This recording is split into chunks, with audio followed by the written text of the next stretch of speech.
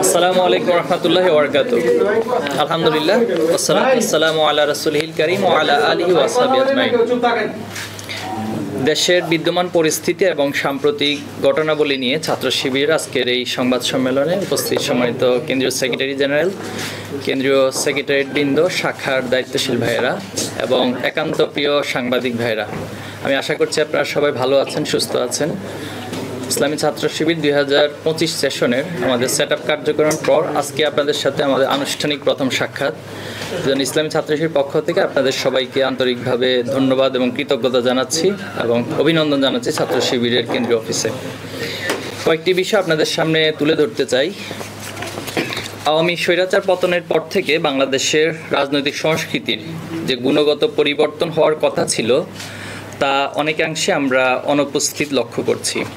বিভিন্ন রাজনৈতিক দলসমূহের মধ্যে দেশের স্বার্থকে প্রাধান্য দিয়ে জাতীয় ঐক্য গড়ে না ওঠা, সৈয়দ নজরুল ইসলাম মেডিকেল ও রাজশাহী বিশ্ববিদ্যালয় সহ বিভিন্ন শিক্ষা প্রতিষ্ঠানে শিক্ষার্থীদের উপর হামলা, কিছু রাজনৈতিক ছাত্র সংগঠনের চাঁদাবাজি, ছিনতাই, বিভিন্ন অনলাইন ক্যাম্পেইন ও প্রোপাগান্ডা, ট্যাগিংয়ের রাজনীতি সহ নানাবিধ প্রশ্নবিদ্ধ কার্যক্রমের ফলে দেশের নতুন সংঘাতময় পরিস্থিতি সৃষ্টির সম্ভাবনা তৈরি হচ্ছে, যা জুলাই অভ্যুত্থানের স্পিরিটের সম্পূর্ণ পরিপন্থী বলে আমরা মনে করছি। দেশের বিদ্যমান পরিস্থিতি ও ঘটনাবলী সামনে রেখে আপনাদের সামনে আরও কয়েকটি বিষয় আমি তুলে ধরবো ইনশাআল্লাহ। সম্মানিত সাংবাদিক ভাইয়েরা, আপনারা জানেন যে গতকাল 25শে জানুয়ারি উদ্দেশ্যপ্রণোদিতভাবে জগন্নাথ বিশ্ববিদ্যালয় ছাত্র শিবিরের সেক্রেটারি রিয়াজুল ইসলামের সাথে যে অনাকাঙ্ক্ষিত ঘটনার উদ্বেগ হয়েছে সেটি খুবই দুঃখজনক এবং হতাশাজনক। এই ধরনের কর্মকাণ্ড ভবিষ্যতে ছাত্র সংগঠনগুলোর ঐক্যের পথকে সংকুচিত করে দিতে পারে বলে আমরা মনে করছি। এর আগে আমরা লক্ষ্য করেছি যে সিলেট শাহজালাল বিজ্ঞান ও প্রযুক্তি বিশ্ববিদ্যালয়ে একটি ছাত্র সংগঠনের একজন কর্মী নিজ বিভাগের কয়েকজনের ছুরিকাঘাতের চেষ্টা করে ছাত্র শিবিরের উপর সেই দায় চাপানোর চেষ্টা করেছিল। যদিও বিষয়টি প্রকাশিত হওয়ার পর তিনি ফেসবুক পোস্টের মাধ্যমে নিজের ভুল স্বীকার করে নিয়েছিলেন। আমরা লক্ষ্য করেছি যে গতকাল 25শে জানুয়ারি গোপালগঞ্জ বিজ্ঞান ও প্রযুক্তি বিশ্ববিদ্যালয়ে শিক্ষার্থীদের উপর হামলা চালিয়েছে নিষিদ্ধ ছাত্র সংগঠন ছাত্রলীগ। এই ঘটনায় আমরা গভীর উদ্বিগ্ন। অবিলম্বে আমরা এই ঘটনার দোষীদের দ্রুত গ্রেপ্তার এবং বিচারের আওতায় আনার দাবি জানাচ্ছি। এছাড়াও সাম্প্রতিককালে বিভিন্ন ঘটনায় কয়েকটি ছাত্র সংগঠন নেতৃবৃন্দ কর্তৃক বিভাজন সৃষ্টিকারী বিভিন্ন বক্তব্য আমাদের নজরে এসেছে।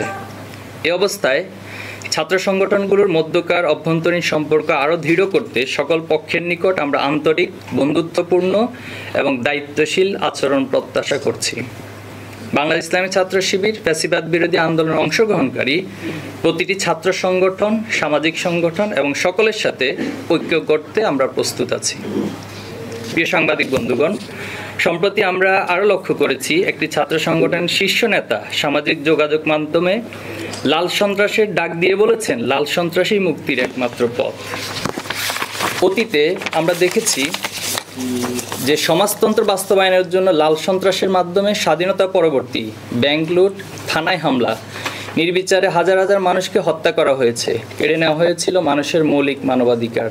আমরা যদি সেই লাল সন্ত্রাস মাথাচাড়া দেই তাহলে দেশের ছাত্র জনতার ঐক্যবদ্ধভাবে যে ঐক্য সেটা ব্যাহত হওয়ার সম্ভাবনা রয়েছে।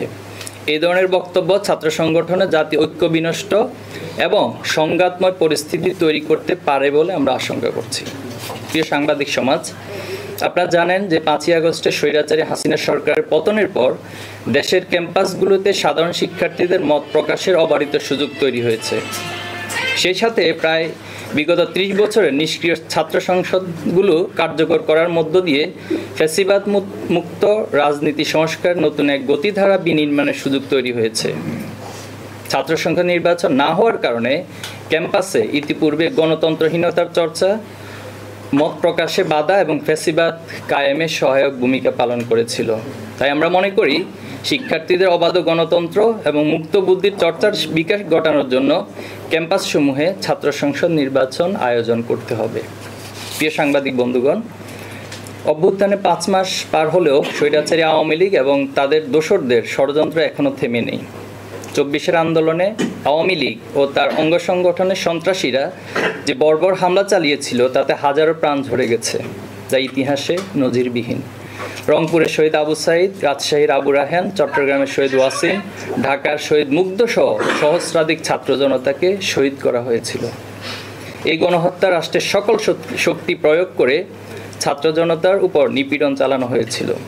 আওয়ামী লীগ ও তাদের দোসরদের পরিকল্পিত ষড়যন্ত্রের কারণে জাতি চরম ক্ষতির সম্মুখীন হয়েছে এবং এখনও তারা অস্থিতিশীলতা সৃষ্টি করার চেষ্টা চালিয়ে যাচ্ছে, কিন্তু দেশের জনগণ তাদেরকে বরদাস্ত করবে না। আমরা দাবি করছি 24-এ যারা এই গণহত্যার সঙ্গে জড়িত অতি দ্রুত তাদের বিচারের রূপরেখা প্রণয়ন করে তাদেরকে বিচারের আওতায় আনতে হবে। প্রশাসনের মধ্যে ঘাপটি মেরে থাকা আওয়ামী দোসরদের চাকরিচ্যুত করে বিচারের আওতায় নিয়ে আসতে হবে, কারণ তারাই ফ্যাসিবাদ প্রতিষ্ঠা এবং ফ্যাসিবাদ কায়েমে সবচেয়ে সহায়ক ভূমিকা পালন করেছিল। এছাড়াও দেশের আইনশৃঙ্খলা পরিস্থিতি এখনও অনেকাংশে ভঙ্গুর অবস্থায় রয়েছে। প্রশাসনে দায়িত্ব পালনরত হাসিনা দোসরদের দ্রুত সময়ে অব্যাহতি প্রদান করে দেশের সামগ্রিক আইনশৃঙ্খলা স্বাভাবিক করতে সরকারকে যথাযথ ভূমিকা পালন করতে হবে। পাশাপাশি বিগত 15 বছর দায়েরকৃত সকল রাজনৈতিক প্রতিহিংসামূলক মামলা প্রত্যাহার এবং রাজবন্দীদের মুক্তির ব্যবস্থা করতে হবে। আজ রোববার দুপুরে শাহবাগে ইবতেদায়ী শিক্ষকদের উপর পুলিশের হামলা হয়েছে। শিক্ষক হলেন জাতির কারিগর এবং জাতির বিবেক। তাদের উপর এমন হামলা কোনোভাবেই কাম্য নয়। এছাড়াও বাংলাদেশের সীমান্তে কাঁটাতারের বেড়া প্রদান এবং বাংলাদেশের এক নারীকে সম্প্রতি বেঙ্গালুরুতে ধর্ষণের পর নৃশংসভাবে হত্যার বিষয়টি চরম উদ্বেগের। এর মাধ্যমে ভারতে বসবাসকারী বাংলাদেশিদের নিরাপত্তা বিধানে ভারত সরকারের চরম ব্যর্থতাই প্রমাণিত হলো। আমরা নিহত নারীর পরিবারের জন্য প্রয়োজনীয় সহযোগিতা নিশ্চিত করতে এবং এই হত্যাকাণ্ডের সুবিচারের জন্য কূটনৈতিক চাপ প্রয়োগের জন্য বাংলাদেশ সরকারের প্রতি আহ্বান জানাচ্ছি। প্রিয় সাংবাদিক বন্ধুগণ, আপনারা জানেন যে 5ই আগস্ট অভ্যুত্থানের পরবর্তী নতুন বাংলাদেশ গঠনের সুযোগ তৈরি হয়েছে। সেই সাথে সুযোগ তৈরি হয়েছে দেশের জনসাধারণকে জনশক্তিতে পরিণত করতে প্রচলিত শিক্ষা ব্যবস্থার সংস্কারের।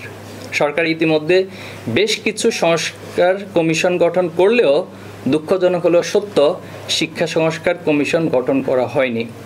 আমরা অনতিবিলম্বে শিক্ষাবিদ, গবেষক, আলেম ওলামা, বিশেষজ্ঞ, দক্ষ ব্যক্তিবর্গদেরকে নিয়ে একটি অন্তর্ভুক্তিমূলক স্বাধীন শিক্ষা সংস্কার কমিশন গঠন করার জন্য জোর দাবি জানাচ্ছি, যেখানে শিক্ষাক্রম ও কাঠামোর আধুনিকীকরণ, শিক্ষক নিয়োগ ও পদোন্নতি প্রক্রিয়া, শিক্ষা বাজেট, বিশেষ চাহিদা সম্পন্ন শিক্ষার্থীদের জন্য অন্তর্ভুক্তিমূলক শিক্ষা ব্যবস্থা নিশ্চিত করতে শিক্ষা কমিশন কাজ করবে। শিক্ষার মৌলিক পরিবর্তন, একটি গবেষণা ও উদ্ভাবনমুখী পরিপূর্ণ শিক্ষা ব্যবস্থার দিকে অগ্রসর হওয়ার মাধ্যমে বাংলাদেশের শিক্ষা খাত দীর্ঘমেয়াদী উন্নতির দিকে ধাবিত হবে বলে আমরা আশা করছি। সেই সাথে এই কমিশন শিক্ষা ব্যবস্থা সংস্কারের ক্ষেত্রে দেশের মানুষের মনস্তত্ত্ব, সংস্কৃতি ও সামাজিক মূল্যবোধের ভিত্তিতে বৈষম্যহীন ও কল্যাণমুখী সমাজ ব্যবস্থা প্রণয়নের লক্ষ্যে দীর্ঘমেয়াদী নীতিমালা প্রণয়ন করবে। সম্মানিত সাংবাদিক বন্ধুগণ, যাদের ত্যাগের বিনিময়ে আমরা নতুন বাংলাদেশ পেয়েছি, সেই সকল শহীদ পরিবারের দায়িত্ব গ্রহণ, আহতদের চিকিৎসা এবং স্বীকৃতি প্রদানের জন্য সরকারের বিশেষ পদক্ষেপ গ্রহণ করবে বলে আমরা আশাবাদী।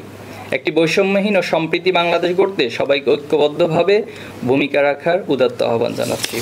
আজকের এই সংবাদ সম্মেলনে আপনাদেরকে উপস্থিত হওয়ার জন্য আন্তরিকভাবে ধন্যবাদ এবং কৃতজ্ঞতা জানিয়ে আমি আমার লিখিত বক্তব্য এখানে সমাপ্ত ঘোষণা করছি।